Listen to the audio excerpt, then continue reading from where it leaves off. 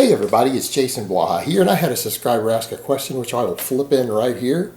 And he basically wants to know if he eats whatever he wants, whatever foods he wants, as long as he stays below his caloric maintenance. That's the maintenance calories you need to maintain your body weight. Will he lose body fat if he's at about 15% body fat now? The answer is yes, but let's talk about a statement that is absolutely scientifically true and yet practically untrue at the same time. This is going to be a doozy, I guess. All right, let me put on my +5 hat of weaponsmithing. Let's do a little crafting and let's talk about it. The cliff notes, for those who do not like the longer videos, that is a 100% scientifically true statement. If you can stay underneath your maintenance calories, you will lose body fat no matter what. You will continue to lose body fat as long as you can do so. The problem is, can you stay under your maintenance calories eating whatever you want? That's the tricky part. That's where it gets complicated really, really quick. But as far as that being a true statement scientifically, yeah, it's been proven over and over. We even had a nutrition professor use himself as an example. He did light cardio and walking every day. He went on a Twinkie and Dr. Pepper diet. He ate Twinkies, Dr. Pepper, and took a multivitamin, and I think he took like one little protein shake every day. But his diet consisted of like 90% Twinkies and I think Dr. Pepper. But it was mostly Twinkies. He said he occasionally had like another type of like a ding dong or some other different type of junk food pastry in there as well. He lost 30 pounds, and actually his cholesterol and everything improved. But yeah, he lost 30 pounds doing that. Now, the problem is that this is where this whole moderation thing comes in. And a lot of the If It Fits Your Macros guys in the cult of moderation always talk about, well, if you eat anything in moderation, you'll be okay. The problem with that is that the people who can do moderation don't see the problem there. They don't realize that a big chunk of the population can't do moderation. That's a whole nother topic I guess I'll jump into next time. But as far as the main thing goes, yeah, it's true as long as you can stay in a calorie deficit. But here's the problem. What happens when your diet affects your calories in versus calories out? And what I mean by that is it is about net calories in, calories out. If you burn more calories out, than you bring calories in, you will continue to lose body fat and body weight. First problem. What happens when your diet affects those either direction? People say, what? How can that happen? Well, what you eat can have different thermic effects in the body, for one thing. So sometimes you can actually increase calories out by what you eat just on that end. But that's not the real big deal. It's not about metabolism and thermic effect.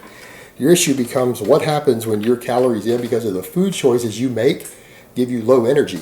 What happens when they make you feel like shit? Well, you exercise less. You get up and move less. When you're tired and fatigued because of the diet you eat and you're irritable, cranky, hungry, you don't exercise as much. In fact, you don't even fidget as much. You don't move around as much.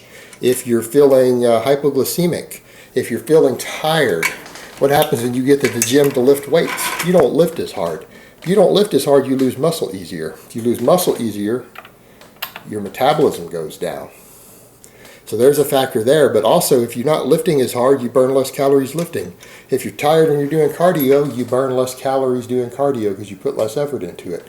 If you're tired, you don't move and fidget as much and you aren't as active. What happens to your calories out? It goes down. Anyone see a problem there? So if you have foods that make you personally irritable, for some people it's refined carbs, for some people it's refined sugars. That's a big one for a lot of people. Really high glycemic load foods for a lot of people make their blood sugar tend to go up and down. It tends to cause peaks and valleys. It tends to make them hypoglycemic. It makes them tired. For other people, it's really high-fat diets make them feel full and lethargic. All right, this depends absolutely on the person, but any diet that makes you feel lethargic and tired, you're going to burn less calories. If you're burning less calories, it's affecting that calories in, calories out. All right, here's the other end. What about with a lot of these foods that make people hungry? What about foods that trigger cravings in you? What about if you're the person who can't just eat 300 calories of ice cream without getting really hungry and wanting to eat the whole container? You're going to have to fight that the entire time on a diet. What if you're the person who can't eat just one slice of pizza? You then get hungrier and you're tempted to eat the whole pizza. All right, you might hold out for a little while. You might be able to, if you're that person who struggles with that, You might be okay the first few weeks or even the first month or two on that diet, but eventually you're going to start to crack. As you lose body fat, your body's initial response is to kick in food cravings that you have. Is to kick your vices in. And for many people, they can't do moderation with those foods. If they eat a little bit, they get even hungrier. So if you're fighting hunger all the time, because you're eating foods that, one, make you crave other things, make you crave that thing you're eating. You want to eat more of it. But we've also got studies out there showing that certain highly refined foods for a lot of people affect their dopamine in a way that if they eat those refined foods, they might be okay for that meal, but they get so hungry that when they get to their next meal, that even if they try to eat healthier choices or better choices or more filling choices, foods that fill them up more, they tend to overeat more calories at that next meal as a result of the dopamine response. There's some data on that. I linked some studies on that in another video I did on that, talking about dopamine and addiction. So what happens when these people try to eat anything they want, but they only eat a small amount of it to stay under their calories? They end up getting hungry with these foods. And if you're hungry all the not only going to be cranky and irritable, you're eventually going to be more likely to start cheating on that diet. You're going to crack on that diet oftentimes. So the problem we run into is that certain food choices for some people are going to make them hungrier. And a lot of times these foods that we love aren't the highest satiating foods. They don't fill us up that well calorie for calorie. And so you might have a maintenance calories that you need to hit of, say, 2,200 to lose a little bit of weight, to lose your half a pound a week, right? But what happens if you're trying to fill 1,000 calories every day of it with junk food? Foods that don't fill you up, that you crave, that you love, those foods you love, but those are the foods that also make you fat because you overeat them and they make you hungry. You tend to binge on them. If you're eating those foods every day, oftentimes, and again, this depends on the individual, and that's why this gets so tricky. This is why things like If It Fits Your Macros works amazing for some people, and for other people, they binge on it. They can't handle it. And it has to do with some people do moderation well, some people do not. But either way, if you're one of those people that gets hungry on these foods, if you're someone who's prone to overeating, you can't get away with lower satiety foods that don't fill you up, foods that you digest quick, foods that make you want to eat more foods or make you hungry. You can't just eat those and try to stay under your calorie limit if you're someone who overeats easily, because you're going to overeat more often. You're going to end up blowing your diet. Now, you combine that with foods that for you make you tired, lethargic, low energy. Guess what? How are you supposed to keep your calories in, calories out, and a calorie deficit when that happens? You don't. It's a problem for you. It becomes a major problem for you, and so that person's going to struggle to lose weight. So it is very, very true that you will lose fat and weight on anything that you want as long as you keep it under your caloric maintenance, but it's not always easy to stay under your maintenance eating anything that you want to eat. So it's kind of a juxtaposition. It's a problem, isn't it? When you think about it from that perspective, everyone can't do it that way. A lot of people have to cut certain foods out of their diet to be successful. A lot of people have to really focus on really filling foods. That means some people have to follow a really high fiber diet with really high fiber starchy carbs. Other people have to fill up on vegetables. Some people, it works best on a ketogenic diet that's kind of the opposite. But it depends upon what the individual person can do to handle their cravings. The other thing, people will talk a lot about macros. They'll be like, oh, it's just about hitting the perfect macros. That's nonsense too. It's really about calories in, calories out. The carbs and fat in is just about personal energy and personal satiety. They don't matter that much outside of that. If you're someone who can handle either high carb or low carb, or a balance between the two, counting your macros becomes pointless because you're one of those people who can thrive in either environment.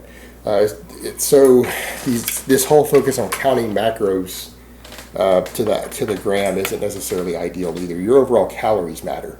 Now, people will say, well, what about the protein? Well, yeah, protein matters, and if you don't get enough protein when you're losing body fat, you're absolutely going to lose muscle. But the amount of protein that people think they need is oftentimes lower than it really is.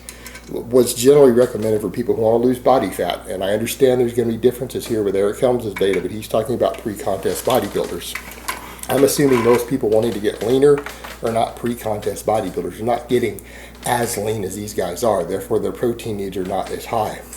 For most people, it's about 1.6 to 2 grams per kilogram of body weight. So if you weigh 220 pounds, That's 100 kilos, guys. That's 160 to 200 grams of protein. And that's if you're in a calorie deficit. That's to maintain muscle. It's less than that to gain muscle, which I've covered in the past.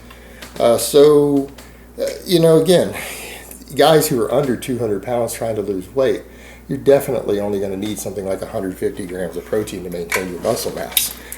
Truth be told, most people on a 2,000 calorie diet have no trouble hitting that number at all. It's not difficult for them to hit at all. That's actually, in fact, pretty easy to hit.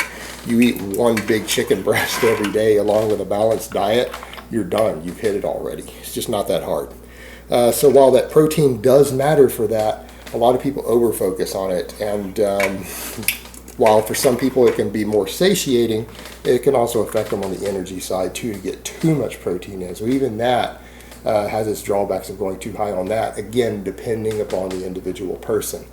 That's the thing with fat loss. Unfortunately, there doesn't seem to be a one magic pill fits all other than calorie deficit. Calorie deficit works for everybody. But how do you maintain that calorie deficit? A lot of individual factors involved that you have to find for yourself to make it work.